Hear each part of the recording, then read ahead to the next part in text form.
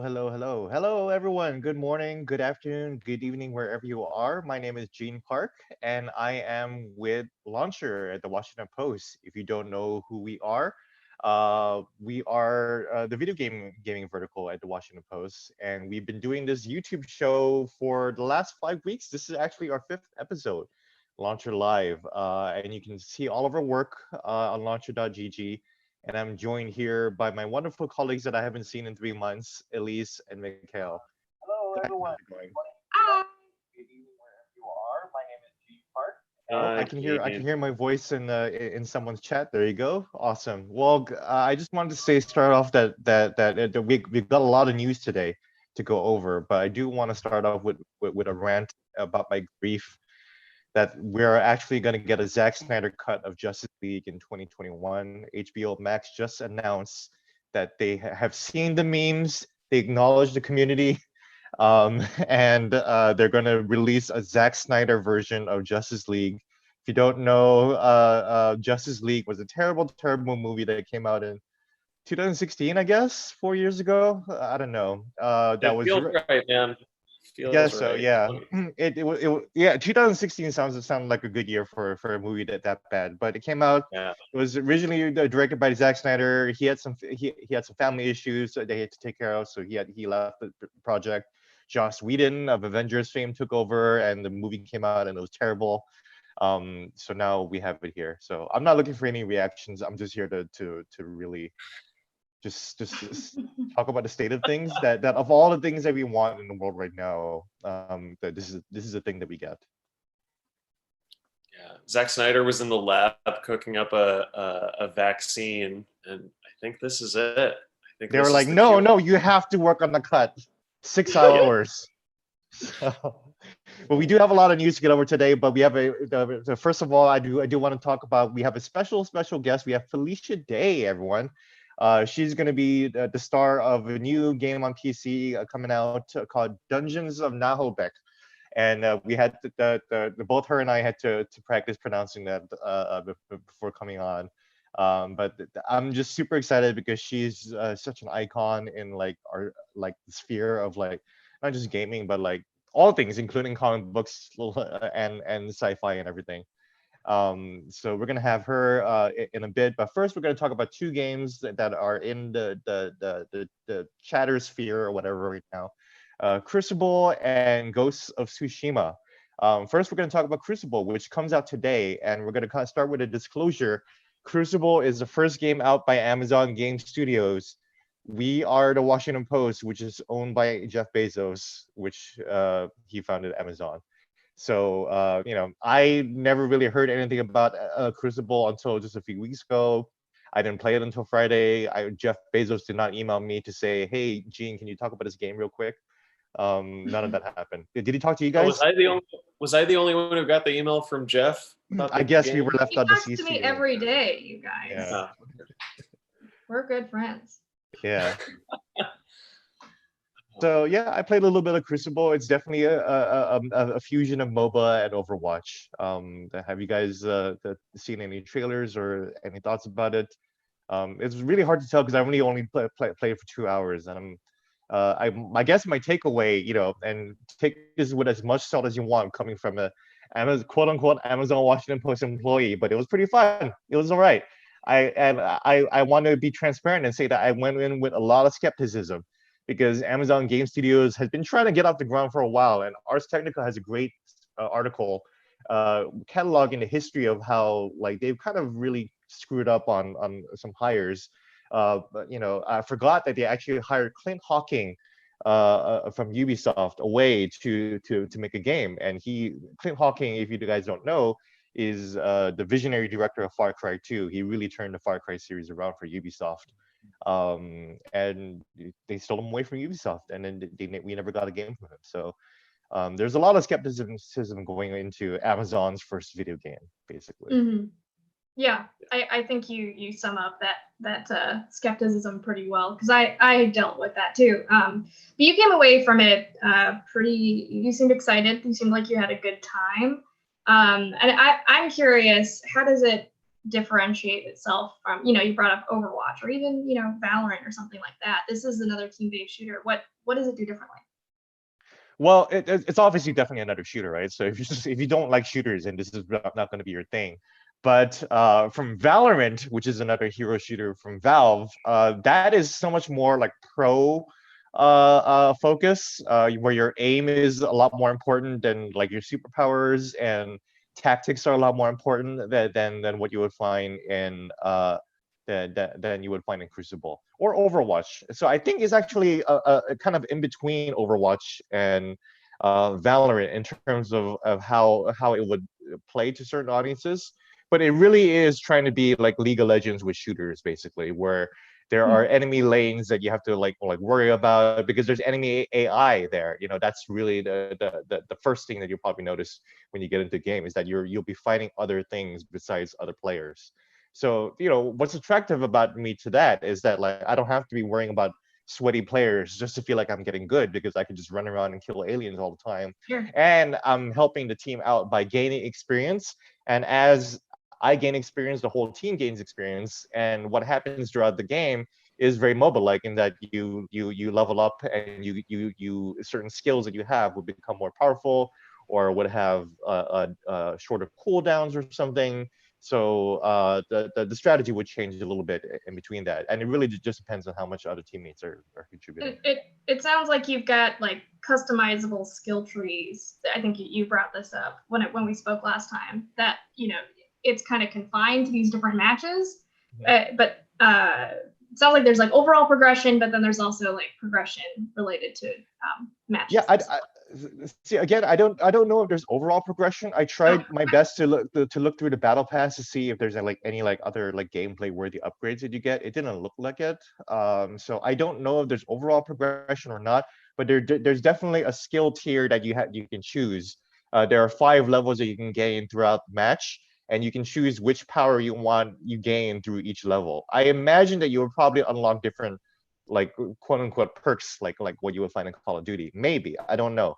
That's part of the reason why I was really just interested in seeing more of the game, just because it just like it really does seem like there's quite a bit to learn, and it was fun and it looks good. It's the graphics are good.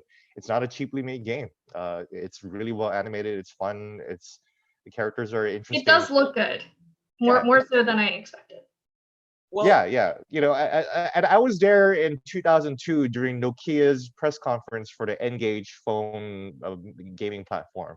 So I'm very well familiar with like outside tech companies trying to get into the game scene, and it just not working out. So, this could have been it, and it has kind of been it for a while. But then, as the first product out, it looks pretty good. So, a couple quick thoughts. Well, first of all, just a quick correction before people get mad. Maybe it's a bit too late for that now. Valorant is Riot Games, not Valve. Oh, I'm sorry, Riot. Sorry. Sorry. No, I'm not sorry, mad. Val. Sorry, Riot. Yeah. But the other thing I have to know is, does it feel like this game meets the moment? Because I look at it and I see something closer to Battleborn, was it the game that came out around the same time as Overwatch? We don't speak about like, Battleborn. Mechanically very similar, but like there's something about like aesthetics not standing out. And I'm watching this kind of like highlight reel playing right now, and I'm like, it looks good in terms of like graphical fidelity. In terms of style, like it's not really resonating with me. Valorant has a very clear defined style. Overwatch has a very clear defined style. Does this feel like the game is meeting the moment in any way? Like, is it going to resonate in your view? It definitely doesn't until you actually play it, and then like the character personalities do kind of leap out during gameplay from what they say, what they do, the way they hack things. Like you can definitely see some of their personalities jump out. Whether it's gonna be like Battleborn or not, I don't know. It could very well be. It's like I said in my review, there's nothing really hugely innovative in this, but it is a nice fusion of fairly disparate ideas that I think might work. And it does work, but it just really depends on how long they can support this or whatever. But yeah, it could very well be a Battleborn or a Paladins type thing, which is successful, but it has a lot of community. So we'll see. Yeah. And the other thing moving on to the next game real quick before we go to Felicia Day, that we're going to talk about Ghost of Tsushima. This is the actual last big PS4 PlayStation exclusive before we enter into PS5. And at least you got to talk to some of the devs Monday, Tuesday, yesterday, Wednesday. Yeah, Riot Games. Anyways, yeah, yesterday. I saw the trailer and I've been super excited for this game. The takeaway from a lot of people is that it looks like Assassin's Creed set in Japan, which is what a lot of people, and even I said last week. I just want ninjas in my Assassin's Creed, and this is kind of it. So at least could kind of jumping off what Mikhail said earlier, like what is unique about this game? I guess. What did you find out? Sure. Well, you're right. A lot of people are making that comparison to Assassin's Creed Japan. And maybe they're not wrong in the sense that I think there are mechanics there, like even a detection meter and invading camps and assassinating, that are very similar to those bandit camps, the all-present bandit camps in every game. Right. Yeah. Very similar to those older Assassin's Creed games. So I spoke to the creative director from Sucker Punch, and his name's Jason Connell. And he brought up some interesting points about the game. We talked about the wind mechanic, which is replacing waypoints, at least on your screen as you explore. You won't have waypoints. You will have like custom markers you can put on the map, but in terms of immersing you, that was the whole point, was reducing the UI and the HUD. Of trying to really have the player just explore the world. And they actually said that they knew they wanted to put wind in pretty much from the get-go, but using it to actually navigate the player towards interesting points of interest came like a year or two later down the line. And they, so he talked about that, which I thought was really cool. And it's also has historical meaning to it. The Mongols Empire actually was there's like they were like swept away by a typhoon as they were invading, and this is actually like a callback to that, because that typhoon was called like the divine wind. I thought that was neat. But in terms of how it differentiates from other open world games, it's hard to say. I think at this point in time there are interesting points where like different combat maneuvers and mechanics will come into play as you change your armor, which I thought was interesting. There are two main play styles, which is the samurai and the ghost. So you can either go into a bandit camp, for example, with your sword and tear apart all the enemies, or you can sneak in. But it's not, there's no barrier where you have to choose, one kind of play style or the other. But moving away from that, were you guys disappointed or excited from what you saw at the state of play? I'll let Mikhail go first. I just saw him do a grappling hook, which I actually missed in the trailers. So that's exciting to me, because any game with a grappling hook is a huge, like, that's a huge plus point for me. So I think I'm genuinely kind of torn, and weirdly enough, I think what you just said kind of sold me a bit more on the game. Like, especially wind. Wind is such like an interesting environment. And I like I don't want to get too into wind, but like breeze is calming. Wind is like, until wind is a bad omen. The fact that it's a UI element, that like ghosts aren't carried on a breeze, like wind. Yeah, all of that like works for me. And then I look at the gameplay and I look at the stuff they're telling us about the like black and white grayscale filter. Look at the gameplay itself, and then I start feeling a lot more neutral about the game. It really doesn't cohere for me as an actual product. So I don't know. The idea seems great. The execution, I'm really neutral on at this point. Right. I think that's my problem too, especially with the wind idea. I think it's a really interesting and poetic and different idea, and I'm always for that. But I'm concerned that it's not going to be obvious enough of where to go, and how to get to certain points in the world when just there's this wind that you have to follow. But I do think it's cool. I think it's hard when you just see this small snippet of a game, an unfinished game at that, even though we're nearing, it's just 2 months away. It's still unfinished. This is a small snippet. And I never like to be too hard or too critical of a product that isn't out yet. But I think maybe I was expecting a little bit more considering how secretive Sucker Punch has been up to this point. And I think, we've had some really excellent open world design up to this point, like Red Dead Redemption 2, for example, that's just raised the standard for maybe even what we all expect from these kinds of games.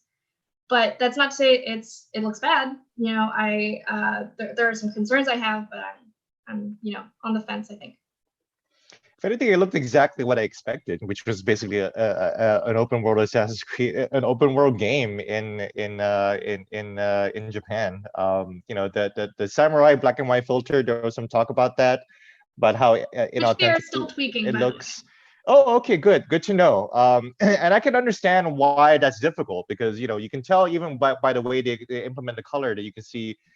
With the grass, there's a different filtration system that they're doing with the graphics that didn't really translate well to just a simple grayscale filter.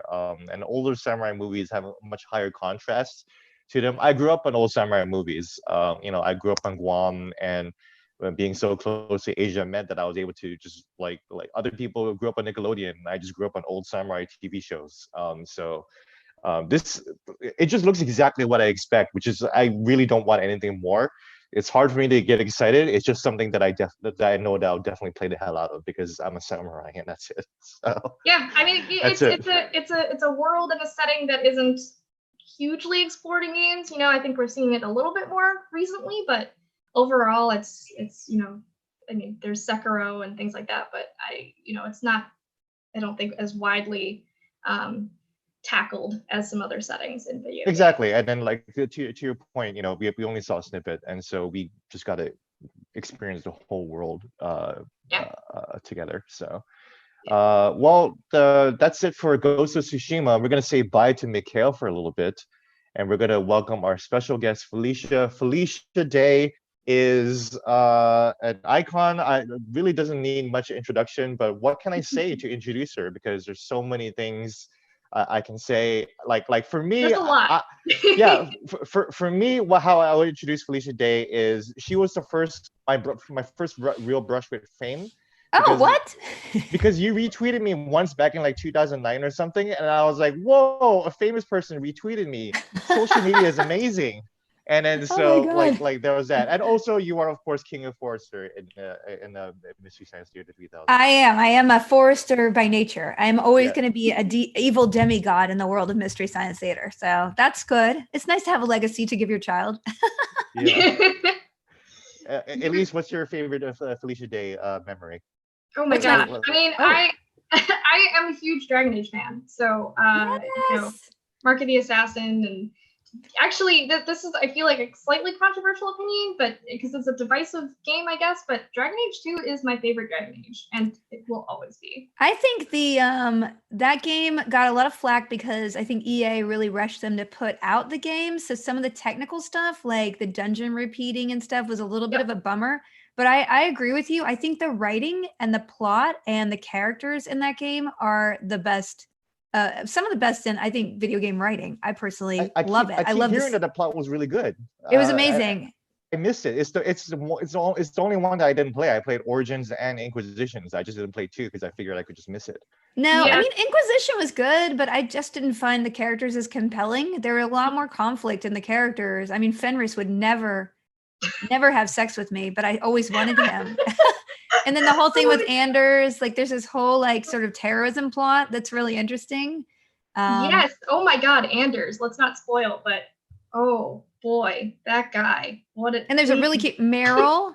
Meryl is like Oh my God. amazing. Yeah, there's some really great, and then Isabella. Like, I think the characters are super rich, and I think for 3 they weren't as vivid. I think as 2, to be in my opinion. It's funny because for me, I mean, I love these games too because the romance options. Oh, for sure. That's the whole reason I play. I've been playing Stardew Valley obsessively with a group where I think we're all going to get married on the commune by next stream. Yeah, So- You've been playing that on Twitch, right? I've been playing it. I've been streaming on Twitch quite a bit since the quarantine, and I have to tell you, I love it. And I've been playing a couple times a week Stardew Valley, as well as doing that's Dungeons and Dragons with the guild. So, but the Stardew Valley is I installed a mod so we could play 6 people, and like 4 of my mods, and then my friend Amy Okuda, who is a member of the guild, a cast member of the guild. We have this huge farm. So there's like 6 of us, and I think 2 of us have. Well, she's gotten divorced, so that's a whole thing. But there's 3 more people to get married on the farm, and then we're just going to really have all the NPCs from the town in our house. Yeah. Well, you know what? This is probably a good time to just jump right into Dragon Age and talk about Mark of the Assassin and Dragon Age Redemption, all the incredible things that you have contributed to this game. And I'd love to start with that story of that the Redemption web series that you made, and which is no longer viewable. Oh. Because Machinima went out of business. Oh, that's right. It was And the so Machinima. It was Oh the my Machinima God. exclusive. So the only way you can watch this series that I wrote and acted in and produced is by getting the DVD, which I think is actually kind of hard to get. But you'll see me. I love that shot. I love that outfit they put on me. Yeah, so I was approached by EA, I think it was like 2011 or something, and they wanted to do just like a short 15-minute thing. And I said, well, I have this idea and I'd like to create a character for myself. And I want to do like a whole hour. So it's like a pilot. And that was a little bit ambitious. Let me just tell you, I can't tell you the exact budget numbers, but I will say that it probably wouldn't be the craft service budget of a Game of Thrones episode. So it was really hard to pull off, but I was able to create I really wanted to be a Qunari assassin because I thought that lore was really interesting, that you had these Qunari beings, but you did also have humans and elves who voluntarily wanted to be part of their society. And I don't think anything but Talos has kind of explored that. I found it as an obscure little side note. And so they allowed me to really make a character. And I wrote the other characters as well. And, I obsessively studied Dragon Age lore. I think the world is so rich. It's a wonderful fantasy world. And I'm really surprised that they haven't done like a TV show or something in it. And we did it for almost no money. Like it was very, very hard to do, but definitely a dream come true. And I've never have abs like that again. I certainly worked harder than I've ever worked in my life. And I will never work that hard again on my abs. That's amazing. So looking at Dragon Age 2, who did you romance? I romanced Meryl, but I really wanted Fenris. And unfortunately, if you're a magic user, because I really like playing magic users in the Dragon Age universe, and if you're a magic user, it's kind of hard to romance Fenris. You kind of have to hate, you have to kind of hate romance him. And unfortunately, that didn't work for me because I don't like hate romancing people. I want him just to be in love with me. So I kind of took the twee little elf, and she was fine, but I always just lusted after. And I think I did tussle Isabella, but she'll just like do you and then leave. So yeah, I would die for Isabella. I love her. Yeah, she's really, she has the outgoing personality of a lot of actors I know. And I'm like, I wish I could be that outgoing or confident about myself, but I can't. So I think there was also Solace, who I tried to romance, but he was a little bit creepy. So there were so many great characters in that one. Isn't he the bad guy ultimately in Inquisition, right? Solace, right? He turns into a bad guy, and spoiler alert, he he's does. the wolf, right? Yeah, spoiler alert. Yeah, that's what we're waiting on for the next sequel. Exactly. So I can't wait to. I'm sad that I don't think they didn't approach me to do Talos again, which is sad because I think they're going to Teventer, and I think that's a place that Talos was mentioned to work. So maybe an expansion. Oh man, fingers crossed. That would be so cool. It would be cool. While we're on this topic, I want to know, since you love video game romances, what to you what is a good video game romance? When you're playing a game and you're like, I like the system that they put in here. I like what they wrote in here. Like what clicks for you? I think just good writing clicks for me. It's underappreciated. I love Skyrim so much, but like I just picked up a lizard on the side of the road and I married him. There was no real like There's some story, you know? Yeah, exactly. We didn't have like an elaborate courtship. I just am like, you get over here, take care of my orphans. But that's what I love about BioWare games. Like they do tend to care about story. I think the best in-game romance I ever saw was Mass Effect 2, which might be my favorite game of all time as far as the writing, and like Thane from there. I genuinely had feelings for this. Oh my god! guy. Sorry, I'm really excited that you love Thane because he is like the love of my life. No, I literally had a crush on him. I think Me too. like when you're a kid, you have crushes on people. Like I had a crush on the car from Knight Rider, like you have these crushes and like it's doesn't make sense, but you do. And I had a little crush on Thane. I think what was so interesting about him was he was an assassin, but had a soft side and that spirituality. And he was just very well-rounded. And also just, there's something like poetic about him and deep about him that I don't feel like the other characters had. Yeah, no, it was a depth. Did you ever read the Kishel's Dart series? There's a romance in that. Where the guy Jocelyn is kind of like Thane. He's just like, he's this badass warrior, but he has like he's like the soft side of the relationship, and it's so amazing. That sounds incredible, but I have not read that. You got to read it. It's a little graphic, but hey, it's quarantine. Well, Elise has like pictures of Thane on her desk at work or something, right? Or like a figure, I forget. Yeah, I've got a Thane figure. You got a Thane shrine. You got a Thane shrine. I used to work at Game Informer, so Oh yeah. Well, a friend of mine made me a little talus Thane, like the tufted wool things, the little Etsy things, and we're holding a heart in the middle, and that's in my office, or my office before I was renovating it. That was one of my pride and joys of showing off. Very awesome. All right, so I want to shift gears just a little bit, talk about how you got into the game industry from the start. You started as an actress, and you've had a recurring spot in Buffy the Vampire Slayer. You were in Bring It On Again. I mean, those are, well-known, significant roles. And then you, of course, created your show, The Guild. So I guess take us back a little bit and talk about that journey of dipping your toes into the games industry. Well, no, the games industry kind of I was always part of the gaming world. I was homeschooled, so gaming was basically my outlet to the outside world because I was pretty isolated and I didn't know any other children. So me and my brother playing Amiga games and PC games were basically my conduit to the outside world. So all through college, just as a stress buster, I would play like mostly RPGs, everything from Ultimate games to like Might and Magic to anything that was an RPG that I could have an inventory in, I would just play. And then after college, I moved to LA to be an actor. And even though I worked enough, I was kind of depressed and I kind of buried myself in more video games. So I started playing World of Warcraft shortly after I moved to LA with my brother in 2005 or something like that. And I became heavily addicted to that. It was so fun. And it was the kind of community I needed that I couldn't find in LA because I was kind of I'm a weird woman. That's fine. But Hollywood is definitely mainstream oriented. And so I couldn't really find anybody to accept me for who I am. And my online guild kind of did. So it did get to the point where I'm like, I'm escaping a little too much in this. And out of that, I started writing. And everyone says, write what you know. And I'm like, I know video games, but I don't see anybody writing about video games. So that's how the guild came to be. And from that, I just found such a passion because I was like, oh, I'm making stuff that people appreciate. Finally, I'm appreciated. Finally, I have a voice. Finally, I feel like what is inside me is being communicated to other people. So I just kept on going. And I created a company called Geek and Sundry. And that really popularized tabletop gaming, especially and RPGs and things like that.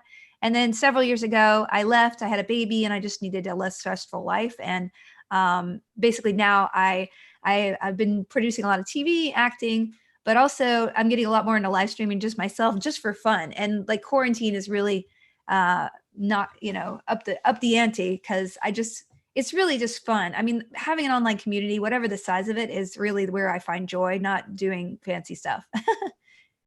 How's quarantine going for you? I love it. I was built for this. I was raised in isolation. I mean, my back office. No hesitation. I love it. Nope, other people honestly, are like, yeah, it's been okay. But it's like, no, I love it. I mean, my job is weird. Like I either travel for work or I stay at home and write and, do my thing. So my back office is under renovation, which is not the best timing, but I'm making it work. And I do miss traveling because I did do speeches and conventions and things like that as a big part of my job. So I do miss that sort of face-to-face interaction.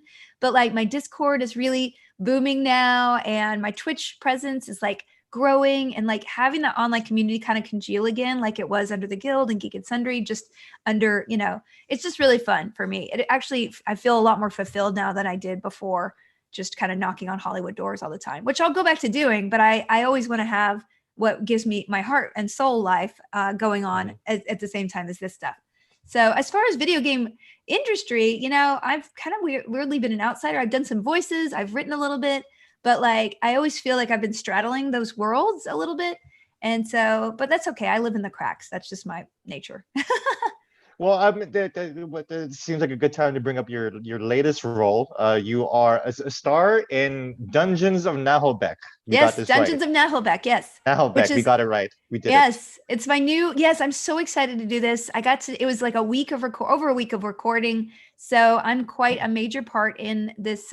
Is this game, and it's just a lovely game with an amazing origin story, actually. So, Dungeons of Nahelbeck is based on a single guy who did RPGs with his friends in France, and he just decided to write adventures and upload them to the internet in MP3 form. So it's kind of like even before podcasts were popular at all. And so it became this huge underground phenomenon that spawned tons of comic books, games, a band, and it's this huge phenomenon in France because it's so funny. Unfortunately, the adventures are actually not translated into English at all. But, you know, I went to Paris several years ago on a tour for the Guild DVD, and I heard about this, and I was so fascinated about the journey and the success story of this. And then last year, they approached me to do a voice in it. So I'm one of the main voices. I play the wizard. She's a very snarky, sarcastic, kind of snippy character, and I just love her so much. The writing is so funny. It's very much of the Buffy-esque sort of style, and it's really a comedy. So this is a really comedic adventure story with a really funny interactions between all the characters, great quest adventures and writing, and I'm just so happy to be a part of it. It's a game I would play anyway, and I'm so thrilled to do a voice. It's a turn-based RPG, right? It's a turn-based RPG, yeah, and you know, so I love those because you know you could just maybe think about things a little bit. And also, but it does have so much voice acting, so it's not just one of those things, because I love games like Pillars of Eternity and Tyrant and you know, Disco Elysium. I love them, but they're hard to stream because you know there's so much reading. It's really a novel in a way, but this one is everything is voice acted. So really, you're going to be able to have that whole experience of kind of living it, but also playing the game. So it's just great. I'm really excited about the game coming out. It's interesting that you bring up that there's a comedic element to it, because I feel like there's so many games that struggle with that. Either just don't hit the mark, or just, you know, it's just not effective. But you feel like this game, I think what's interesting is, you know, you got party members here, and you've got voice acting, which I think is perfect material for creating. Yeah, there's thousands of lines of dialogue, and you know, there was originally written in French, but the translation is I mean, sometimes I would be like, hey, I don't think an American would say this, or this was not in English. But like, in general, like they're really funny, and all the characters have such great personality, and there's all these like little calls between them while you're adventuring that are really snarky back and forth, and they're always in the voice of the character. You know, I have this dumb ogre who's my friend, and you know, the sweet things I say to him versus the snarky things I say to other people. It's really sweet. And also there's character arcs. So actually it's kind of written like a novel or a screenplay would be, in that the relationships between the characters are not the same in the beginning as they are at the end of the game, which I think is really fun. And there's a lot of different endings. And so I think they accomplished something really wonderful with this game. And I really hope people check it out, because it's really high quality. I would play it regardless of whether I was in it or not, honestly. You're selling me on it. That's awesome. Yeah. No, to hear that there's character arcs in a turn-based strategy game, like that's super interesting. And to Elise's point, it's hard to be funny these days. Yeah, you know how Elise's WoW probably being funny for years. Exactly. You know? It's lighthearted. You know how WoW sometimes kind of borders on just kind of silly and funny. You know, that's the kind of stuff I loved in WoW, the puns and stuff. And this is kind of like a whole game of that vibe. That's really cool, actually. You know, we want to talk about your books a little bit as well. Oh, good. you've got your second book out very recently, Embrace Your Weird. Mm-hmm. And this is different from your first book, which was You're Never Weird on the Internet. It was more of a memoir, more of your life. And now it's much more exercises and tips and about cultivating creativity and also about anxiety. Talk to us a little bit about some of the stories in your book. Yeah, no. So after I did my memoir, You're Never Weird on the Internet, almost, I toured. I did a huge book tour. It was a bestseller, which is awesome. And for years after that, I heard how people read my book and they just loved it, but it also changed their lives in that they started doing creative things because of my journey, and they started getting help for their depression and anxiety because of my journey. And I'm like, wow, this feels so much more important than trying to just pitch sitcoms to Hollywood.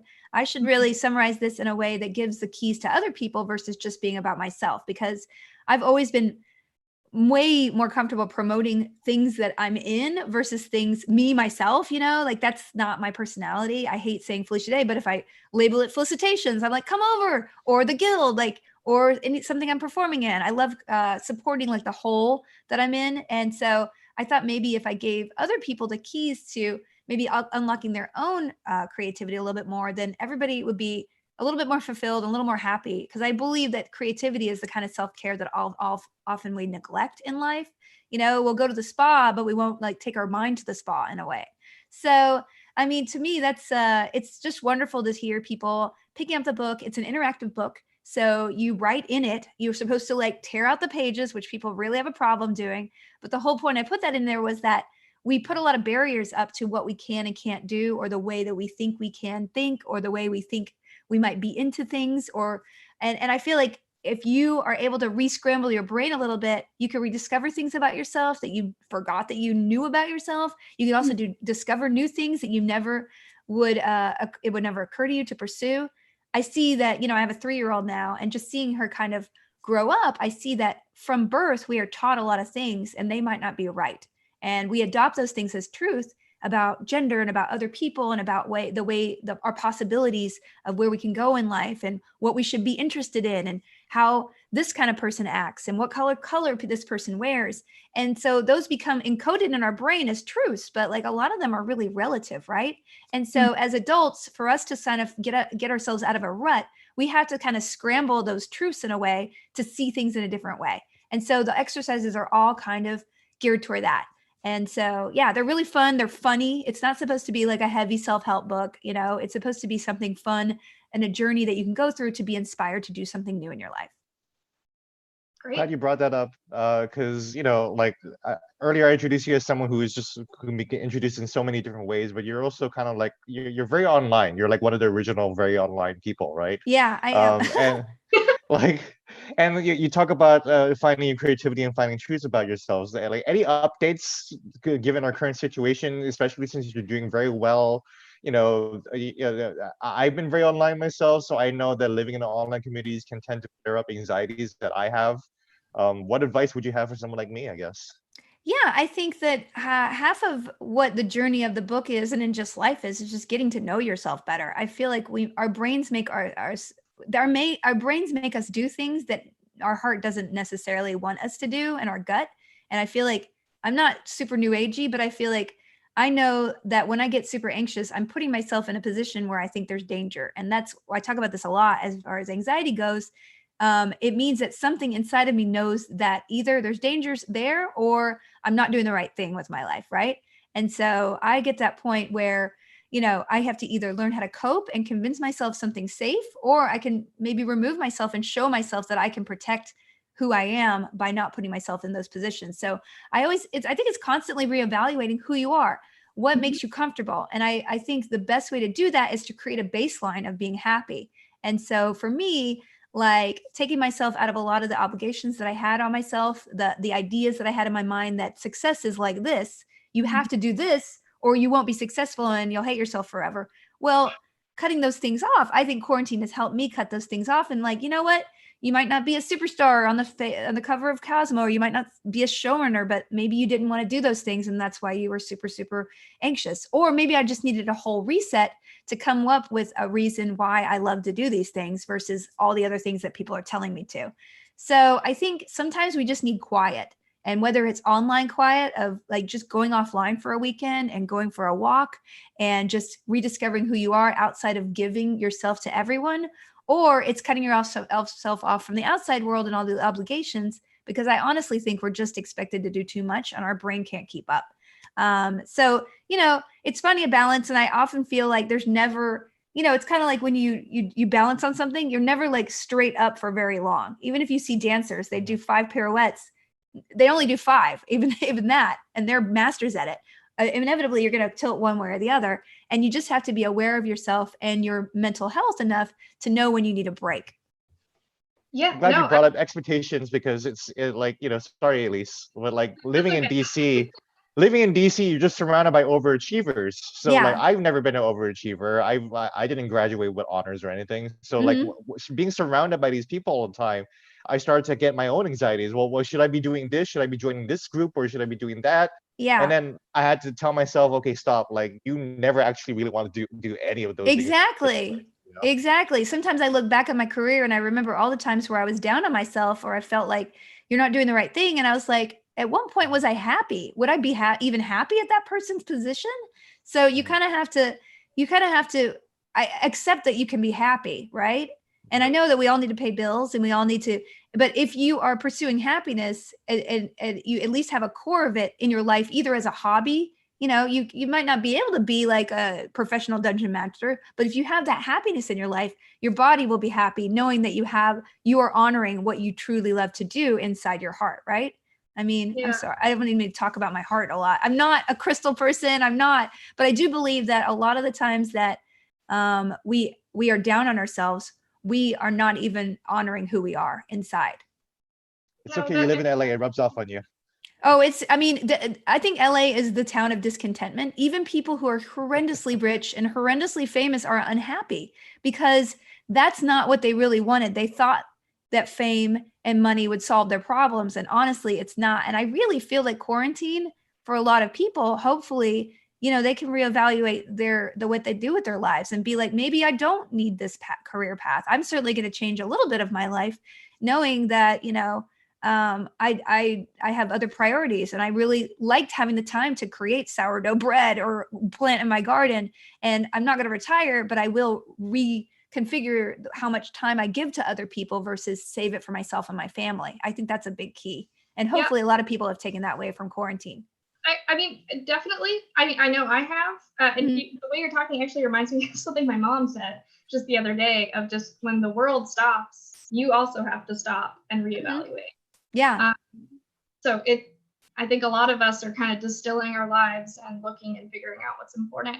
So I mean, yeah, I think it's almost like a gift in a way. Yeah, I know a lot of people disrupted, and it's a really financially, emotionally very stressful time for a lot of people. But at the same time, when are you ever forced to stop and stop and reevaluate who you are as a person, right? And we don't. We'll always be on the treadmill until the outside world forces us to stop, or we come to the point where we're totally breaking and we stop, right? So it's kind of nice to, in a sense, not be at the breaking point and be able to reevaluate our lives, to be like, you know what? What's wrong with just being happy every day? Is there a problem with that? Because we're all going to dust. Nobody cares if a building is named after you after you're dead. They really don't care. Nobody really knows who, Julius Caesar was as a dude. They just know a name. So it doesn't even matter if you're famous, right? It doesn't. Right. You're not a real person. You're just a name. So nobody really knows you. Anyway, it's fine. Yeah. Anyways, great video game talk. Exactly. This is so video game. Like, we need a life min-maxer or something. Let's just all play The Sims. This is helpful for me because I stopped therapy a couple months ago. So thank you. Oh, I have therapy like online, but I've cut it back to 3 times a week, every 3 weeks. So I'm just like, quarantine's fine. I don't have a problem right now. Felicia, I just want to give a shout out to someone in the comments here, and her name is Emily Toriel, and she says that your book actually inspired her to write a webcomic. I know Tariel. She's on my Discord. Hi, Emily. She has the most beautiful Animal Crossing game ever, which I'm currently not playing, but I was just kind of keeping open. I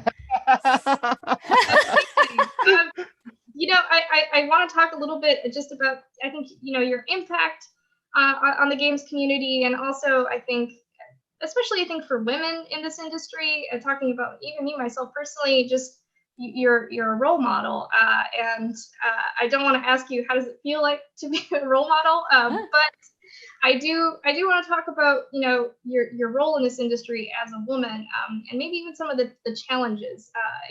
Of course, there's the Gamergate in around 2014, and talk to me a little bit about how your role as a woman and some of the challenges and how that's changed. Yeah, I mean, I can't speak to it for a 20-year-old who is entering the games world right now. From what I see, it's kind of the same problem. I feel like, when I look back on my career as a woman in, tangentially into the gaming world, like I just wanted to assert who I was. I wasn't trying to have some sort of agenda by being female and gaming. I just was doing exactly what I want to do. But unfortunately, other people need to put you in a category unconsciously or consciously, and they need to sort of police your behavior within a community. And so that's where I think women, trying to fit into a sort of monolithic culture at the time in the back was very, it was hard. But at the same time, there were so many wonderful people who came out. And, in the beginning, when I started making the guild around 2007-8, it was this awesome outpouring of support. And so you could kind of see the tide turn a little bit toward 2013, 2014, where things got a lot more vitriolic. There was sort of a shift in the tone, and a lot of bad stuff happened. And I actually kind of withdrew myself from the community because I'm like, this is not my career really. Like, I'm just here being a champion for women in gaming. And I was already having issues. If you read my book, you'll get it. Like, there were already issues going on from being too stressed with the startup and all that stuff. And I just kind of had to take a step back just for my health. The wonderful thing is that now that I don't have a company, I think having the company made me a lot more careful about how I present myself and, having that sort of like being responsible in a sense. I still feel responsible. Like, I try not to drop the F-bomb on my stream in case a 6-year-old is watching, but at the same time, like, this is not necessarily my profession and I can just be free to be who I am. And it's so wonderful in that spark of authenticity is really what I think people respond to online. So for me, when I meet a 15-year-old or a 20-year-old or a 25-year-old or a 40-year-old who is like, I got into gaming because of you, I think it's awesome because people need representation to show you that, hey, you could do it. You don't have to be like this person. You can be your own version of it, but it's possible to be in here. And I guess if I ever had an agenda, it was just to get more women to enjoy what I love. And so, because sometimes you need to feel that support around you. You don't want to necessarily be the one girl in a 30 person room, right? So yeah, I mean, I feel like any online personality has a responsible to set the bar. And if you look at sort of esports people, like I wish there were more women in that vein, in that area, to really show women that that's a cool thing to do, because not only would it be a great career, but we just need more parity, I think, just going forward. Anyway, that would be nice. But yeah. I just am doing my thing, man. I just I plow some turnips to a 1,000 people or whatever on Sunday, Tuesday and Fridays. And that's like, it makes me so happy. Turnip selling. Yep. That's where it's at. Yeah. I mean, really, it's just about changing people's minds. And I think video game companies kind of took a backseat, as far as like promoting diversity and like equality, because I think they went quiet because I think people got a little bit bullying and they got afraid. And I feel like now, there's a little bit more of a swing into, okay, let's just all just be people together. Okay. We don't need the divide. I do hope that quarantine has created that, because I feel like quarantine has kind of redeemed the online aspect of the internet a little bit for me and for a lot of people.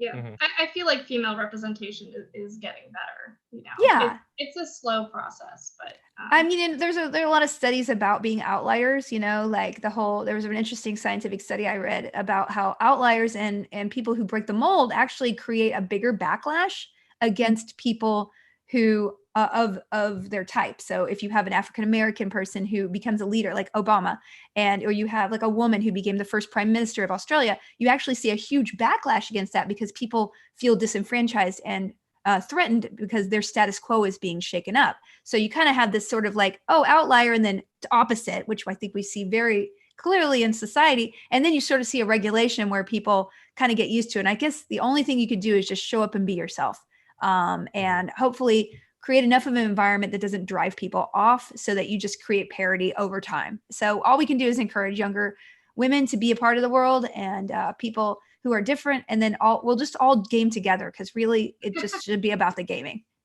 110%. Well, Jean, should we get into the question of the day? We on this show we give ourselves a question that we'll answer. We want to pose this to you as well. So, what would you say is the most memorable voice acting in any game? Oh wow! I mean, Jennifer Hale as Shepard. That was right? my choice. Yes, Jennifer Hale. She's, I mean, in anything, but like as Shepard in Mass Effect for in particular, I think. I would go to any store she recommends. Oh, for sure. She's a wonderful person too. Like, just awesome. Yeah. She's I would love to meet her. Great, very talented. Gosh, this is such a tough question for me. I guess for some reason, when I think of good voice acting, I think about Legacy of Kain, those old PS1 games. Oh, I never played that. I never had a Yeah. PlayStation. My mom thought they would ruin my brain, so then I just played 8 hours a day of video games on the PC. Yeah. But like that one was like the first like good voice acting. I don't know what's like amazing though. I mean, there's Troy Baker in The Last of Us. Kind of a cop out, but I mean, I played it again recently, and I was like, his line deliveries were just incredible. Like, no, he's an incredible actor too. He's also everywhere. Yeah. And I forgot Nolan North was in that game too. He was David. Nolan's amazing too. Yeah. I totally forgot that he did a fantastic job. I forgot a lot about that game. So I gotta replay it to prep for the next one. Yeah, exactly. Oh Yeah, what are you excited for? What game are you excited for these days? I'm really excited for Wasteland 3 because I love the first two, even though they're more of a text heavy game. I love the world so much. So I'm super excited for that. Last of Us 2, of course. And the new Assassin's Creed. I don't know when it's coming out, but I played Origins obsessively. It was the first Assassin's Creed that really hooked me. So because I love Greek mythology. So the setting really attracted me, and I think Vikings will be pretty hot. And I don't know. I need to catch up on more of what's coming out. I guess I'm just buried in Stardew, and I'm just buried in planting turnips and like other things. And farms. What's your? Oh, there's that new. Isn't there a new like magic sort of Stardew kind of game coming out? I forget the name of it, but by the same publisher. Yeah, I'm dying for it. I don't know when it's coming out, but I'm dying. But I am gonna play that. I want to live in that game. No, I'm dying. I literally said during one stream, if we only had ogres and more magic in this, I would be like, this would be the game I'd play for the rest of my life. And they were like, what?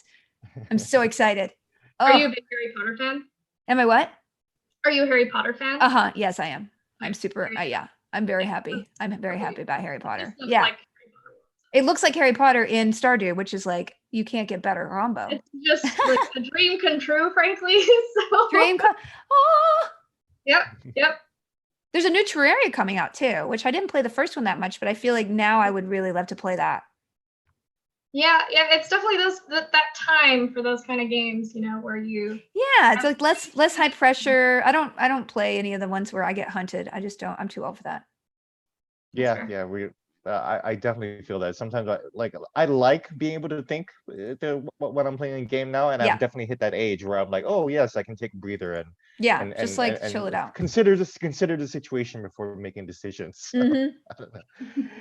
Anyways, Felicia, anything else you'd like to promote? Dungeons and Nahelbeck coming out soon. I don't think there's an announcement date yet. No, just summer. But I'm so excited for it. I'm going to be doing a stream of it in June on my channel. So just follow me on Twitch, twitch.tv/FeliciaDay, or just discord.gg/FeliciaDay, and twitter.com/FeliciaDay. I'm just Felicia everywhere.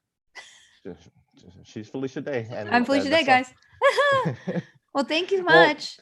Thank you so much for being on here. It's so great. Yeah, no worries. Thanks for the interview. All right, bye. All right, take care. Bye. Yeah. All right, and we're going to welcome back Mikhail here, and he's going to tell us about what he thinks is good voice acting. Mikhail, you're up. You're up. Who's the best voice acting you can remember? Oh, I'm gonna have a kind of cop-out answer, but not the type of cop-out answer Gene had. I'm going to default to the most recent game I've played, which I truly believe has like exemplary voice acting. I've been playing so much Valorant, and all of the characters' voice lines in that game are no pun intended, like very pronounced. Like their character comes across so clearly. Phoenix in particular, Phoenix is one of the kind of push heavy, kind of like forward facing attacking characters. And he has such a pronounced character that comes through in all of the voice lines. It's really incredible. And the That's voice interesting that you lines said in, about like, Valorant because that's actually what I say about Crucible. Like I feel like the voice lines were able to come off really well too. But anyways, I'm sorry, continue. no, I just, one thing that's really striking to me is Valorant has kind of invested in voice lines as a way of kind of sidestepping voice communication from the actual players. Like the kind of avatars, the operators in the game will say things that'll clue other players into what's going on. And for that, you need kind of a robust set of voice lines, kind of reactive and responsive stuff. And all of that lands so well. It's weird when thinking about like good voice acting to think about like really functional voice acting and not emotional voice acting. But for me, it's, yeah, most recently, like Valorant has really landed for me there. That's didn't that's expect an that. interesting answer. Yeah. Cool. All right. Well, that's not a cop out. I think that's the actual fascinating answer. Like, It's very different from our answers. So yeah, mine was definitely a cop out. I haven't played any recent games with good voice acting. That's the thing. I'm playing Trials of Mana, which has some of the worst voice acting I've ever heard. One of the characters is a little sprite, and she pronounces every R with a W. So it's like, oh, I'm at the Western one, and it's like they spell it that way. So it just like drives me. So, but you can choose not to have her in a party, which I just refuse to have her at all. So. Nice. But then she's still in the story, and she still says stuff. Anyways, I should take Felicia's advice and try to find my own inner truth here. And she did have great advice. yeah, Yeah. no, it was really stuff that I needed to hear. I should just buy her book, I guess. So, yeah. Anyways, thanks so much everyone for watching. Thanks again for Felicia for joining us. I'm actually surprisingly interested now in Dungeons and now back. Now that I hear that it's a lot more narrative driven, so that should be interesting to check out. You can subscribe to our channel for other news, but speaking of other news, we're gonna be off next week, Wednesday, because there's gonna be a NASA space launch next Wednesday. So we're gonna be airing that live in this time slot. So if you want to keep up with our work, follow us on our Twitter handles. I'm at Gene Park. Elise Favis is Elise Favis, and Mikhail is Leader Grev, Leader GREV. And visit us at launcher.gg to find out more of our coverage. And until next week, we'll have another great guest coming up. Thanks so much for watching. I really appreciate it. Bye, y'all. Bye, guys.